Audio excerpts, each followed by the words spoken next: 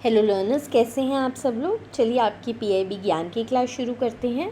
पहली न्यूज़ है, India being chosen to host the prestigious 2029 world police and fire games.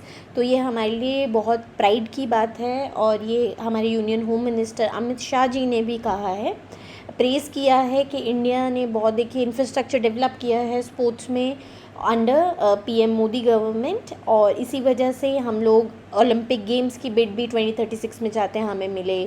Fit India movement के लिए भी हम लोग इंफ्रास्ट्रक्चर डेवलप कर रहे हैं। तो बेसिकली ये सारा स्पोर्ट्स डिप्लोमेसी का पार्ट है हमारी कंट्री का। और जो ये इवेंट होगा 2029 में world police and fire games, ये अहमदाबाद गुजरात होस्ट करेगी। ये बेसिकली फ़र्स्ट टाइम कोई साउथ एशियन कंट्री इस इवेंट को होस्ट कर रही है।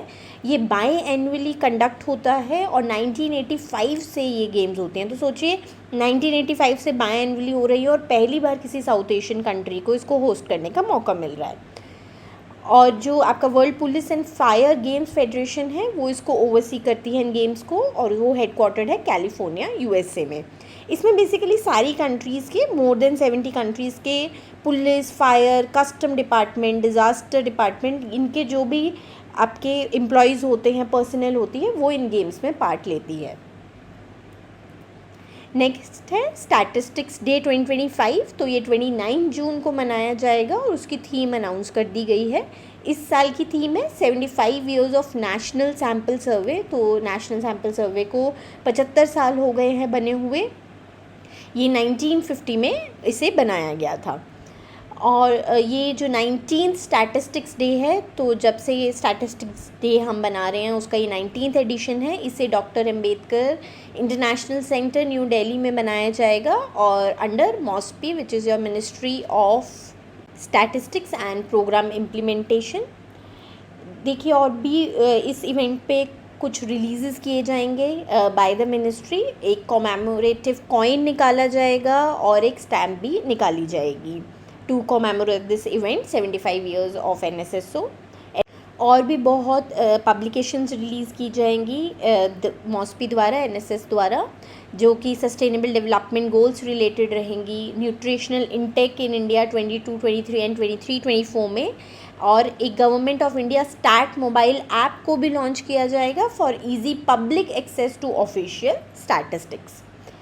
और देखिए जो मॉस्पी भी है या NSO है, ये इन्होंने भी डिजिटल ट्रांसफॉर्मेशन पे बहुत ध्यान दिया है, क्योंकि देखिए जैसे जैसे सबके हाथ में फ़ोन आ रहे हैं तो इन्होंने बहुत सारी ऐप्स और पोर्टल्स लॉन्च किए हैं। अब जैसे ऐप भी आप देख रहे हैं निकालेंगे लोग, तो पोर्टल्स लाइक ई सांख्यिकी, जिसमें गवर्नमेंट का सारा डेटा अवेलेबल होता है लोगों के लिए, data innovation lab, NSC websites, public dashboards, बहुत सारी चीज़ें निकाली हैं जिससे लोगों तक, जितने भी हमारी जनता है या जो भी डिपार्टमेंट्स, उनको कोई भी स्टैटिस्टिक्स चाहिए हमारी कंट्री रिलेटेड, वो ईजिली अवेलेबल हो सके।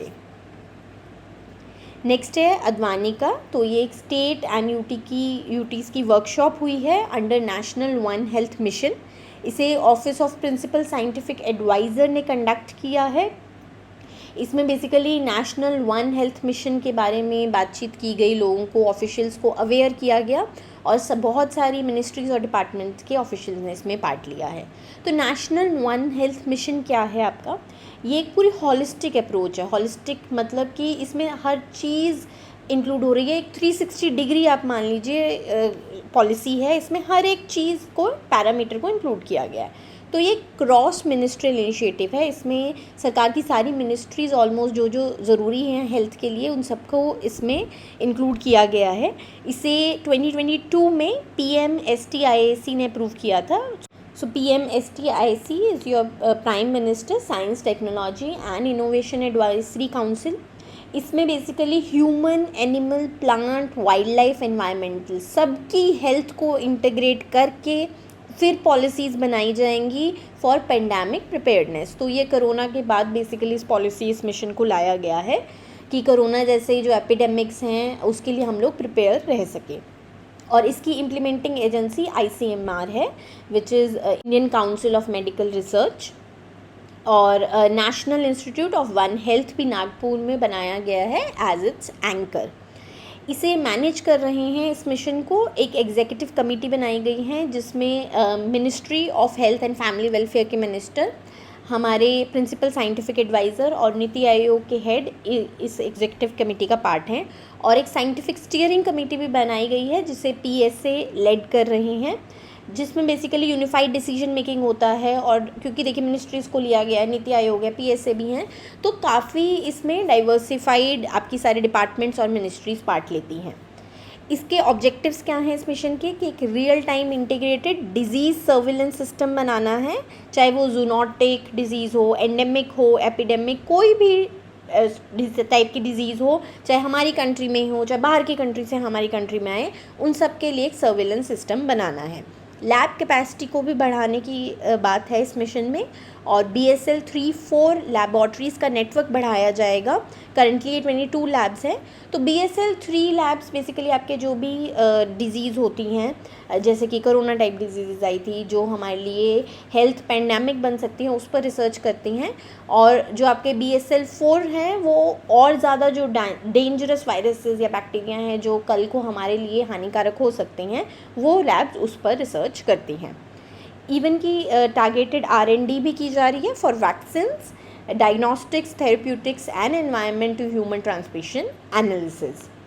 तो आप देखेंगे काफ़ी ये हॉलिस्टिक अप्रोच है, इसमें हर चीज़ पर ध्यान दिया जा रहा है जिससे कोरोना जैसे पेंडेमिक, क्योंकि देखिए जैसे एनवायरनमेंट में चेंजेस हो रहे हैं ऐसे पेंडेमिक के आने के ऑब्वियसली चांसेस हैं फ्यूचर में, तो उसके लिए पहले से ही प्रिपेयर रहने की कोशिश की जा रही है अंडर दिस मिशन। नेक्स्ट है government revamp Sugamya Bharat app to strengthen accessibility support for Divyangjan and elderly citizen. तो Sugamya Bharat app already established app है ministry of social justice and empowerment की।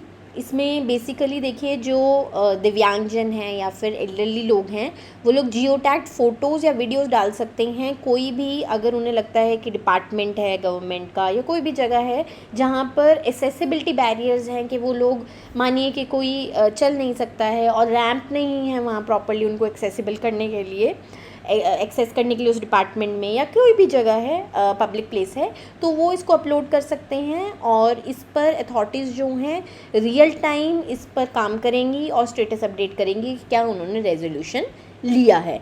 तो इस ऐप का एक रिवैम्प्ड वर्जन लॉन्च किया गया है जिसमें AI पावर्ड चैट बॉट इसमें डाला गया है ताकि लोगों को और बेटर इस ऐप के बारे में समझ आ सके, उन्हें गाइडेंस प्रोवाइड की जा सके।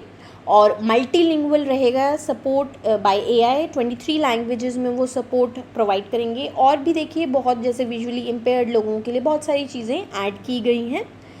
एंड ये जो ऐप है ओरिजिनली 2021 में लॉन्च हुआ था और अभी तक 2705 जियो टैग कंप्लेंट्स आ चुकी हैं, जिसमें से 1897 रिजॉल्व हो चुकी है। तो जो फीडबैक है ना, तो देखिए कंप्लेंट्स भी क्या होती है, फीडबैक मैकेनिज्म ही है एक तरह से। ये गवर्नेंस में ना बहुत इंपॉर्टेंट रोल प्ले करते हैं। इवन कि गवर्नेंस का टॉपिक आपके फाइनेंस एंड मैनेजमेंट में टॉपिक भी है बहुत इंपॉर्टेंट। तो ये जो ऐप्स होती है, क्योंकि देखिए फीडबैक मिलेगा लोगों को कि हाँ अथॉरिटीज़ को कि कहाँ पे कमी है और वो उसकी तरफ काम करती हैं।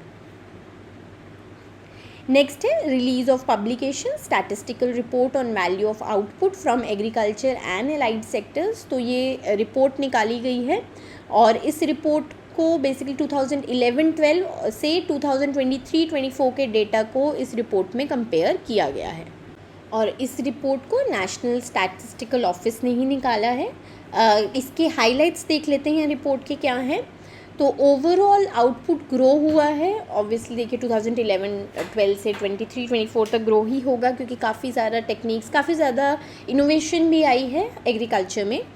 तो इसमें ये बताया गया है एट करंट प्राइजेस होते हैं कि अगर जो हम लोग आज प्राइजेस चल रहे हैं उस पर किसी चीज़ को देखते हैं तो जो आपका ग्रॉस वैल्यू एडेड है वो राइज़ हुआ है 1502 लाख करोड़ 11-12 में टू 4878 लाख करोड़ इन 23-24। तो काफ़ी देखेंगे आप बहुत ह्यूज इंक्रीज़ है। जो बेसिकली करंट प्राइजेस में आप कुछ भी कैलकुलेट करते हैं ना, चाहे आपका जीडीपी हो चाहे जीवीओ हो, उसे हम नॉमिनल बोलते हैं। और सेकंड, जब हम कांस्टेंट प्राइजेस कोई ईयर को बेस ईयर मान लेते हैं, जैसे इन्होंने कांस्टेंट प्राइजेस भी लिए हैं कि 2011-12 के प्राइजेस पर भी कैलकुलेट किया है, तो अगर उस साल के प्राइजेस पे कैलकुलेट करें तो ये 1908 लाख करोड़ से 2949 लाख करोड़ इंक्रीज़ हुआ है, विच इज़ 54.6% ग्रोथ। क्योंकि ऑब्वियसली देखिए कि प्राइजेस भी राइज हुए हैं, तो जो रियल जीवीओ होता है ना, उसमें आपको एक्चुअल ग्रोथ मिलती है कि प्रोडक्शन की ग्रोथ कितनी हुई है, क्योंकि उसमें क्या है, प्राइजेस हम लोग क्योंकि 11-12 के ही ले रहे हैं, तो इसमें एक्चुअली पता चल रहा है कि प्रोडक्शन की इन लाख करोड़ रुपीस कितनी ग्रोथ हुई है। तो दो कॉन्सेप्ट होते हैं, आप इकोनॉमिक्स में पढ़ा भी होगा आपने। So GVO is basically a gross value added, gross value output. Gross value output क्या होता है, देखिए हर स्टेज पे ना कोई वैल्यू एडिशन करते हैं। जैसे अगर हम एक फार्मर ही ले लें, फार्मर एग्रीकल्चर में प्रोड्यूस जो वो निकालेगा, जो बेचेगा मार्केट में जाके, लेकिन उसने कुछ ना कुछ लागत भी तो लगाई होगी ना, सीड्स खरीदे होंगे, फर्टिलाइजर्स खरीदे होंगे। तो जब मैं जो वैल्यू मैंने निकाली है, जो मेरा आउटपुट है, उसमें से मैं अपनी जो कॉस्ट होती है, जो भी इनपुट्स की कॉस्ट है, वो निकाल देती हूँ, तो हर लेवल का वैल्यू आउटपुट मिल जाता है कि वैल्यू एडिशन कितना हुआ है। और इसी हर लेवल के वैल्यू को जब हम ऐड करते हैं ना, कि हर लेवल पे कितनी वैल्यू ऐड हुई, और इसमें टैक्सेस को ऐड करते हैं, सब्सिडीज़ को माइनस करते हैं, तो हमें हमारी कंट्री का ग्रॉस डोमेस्टिक प्रोडक्ट, जिसे जीडीपी कहते हैं, वो मिलता है। और क्रॉप्स का शेयर ऐसे है कि क्रॉप्स बेसिकली सारे एग्रीकल्चर आउटपुट में क्रॉप्स 54.1% कंट्रीब्यूट करती हैं, और क्रॉप्स में भी सीरियल्स, फ्रूट्स एंड वेजिटेबल्स 52.5% के आउटपुट का भागीदारी है। कॉमोडिटी सबसे ज़्यादा देखिए, पोटैटो जो है वेजिटेबल्स में सबसे ज़्यादा प्रोड्यूस होता है, एंड बनाना प्रोडक्शन ने मैंगो को ओवरटुक कर लिया है हमारी कंट्री में, इस अगर हम देखेंगे 13-14 साल के टाइम में। लाइव स्टॉक में तो एलाइड सेक्टर की अगर हम बात करें तो मिल्क सबसे डोमिनेंट है विद 65.9% शेयर, और मीट का शेयर है वो इंक्रीज़ हुआ है फ्रॉम 19.7 टू 24.1। उसके बाद स्टेट्स देख लेते हैं, तो टॉप 5 सीरियल प्रोड्यूसिंग स्टेट्स हैं आपके यूपी, एमपी, पंजाब, तेलंगाना, हरियाणा, और इसमें यूपी जो है वो सबसे लीड करता है। एलाइड सेक्टर्स में लाइव स्टॉक का आउटपुट जो है वो डबल हुआ है, फॉरेस्ट्री में भी 149,000 करोड़ से 227,000 करोड़ का इंक्रीज़ हुआ है, बेसिकली वुड का जो शेयर है वो बढ़ गया है। एंड फिशरीज़ में ग्रॉस वैल्यू आउटपुट का शेयर 7% हो गया है, उसमें भी इनलैंड फिशिंग का ज़्यादा है, लेकिन मेरीन फिशिंग भी बड़ी है टू 49.8%। चलिए, ये आपके मेजर हाइलाइट्स थे इस रिपोर्ट के। हम आरबीआई ग्रेड बी के बच्चों के लिए बैंकर्स यूनिवर्सिटी एक प्रॉपर गाइड लेकर आया है, जो एक पीडीएफ के फॉर्म में अवेलेबल होगी आपको। ये बिल्कुल फ्री ऑफ कॉस्ट पीडीएफ है, इसमें आपको syllabus, time table, sources, tips सब मिलेगा कि कैसे आपको तैयारी शुरू करनी है। कई बच्चे होते हैं ना कि कंफ्यूज होते हैं कि कैसे हमें क्या करना चाहिए, उस सारे आपके क्वेश्चंस इसमें आपको आंसर मिल जाएंगे। इसको लेने का लिंक इस वीडियो के डिस्क्रिप्शन बॉक्स में अवेलेबल है, आप वहाँ जाइए, अपनी ईमेल आईडी डालिए, आपको ये पीडीएफ अवेलेबल हो जाएगी।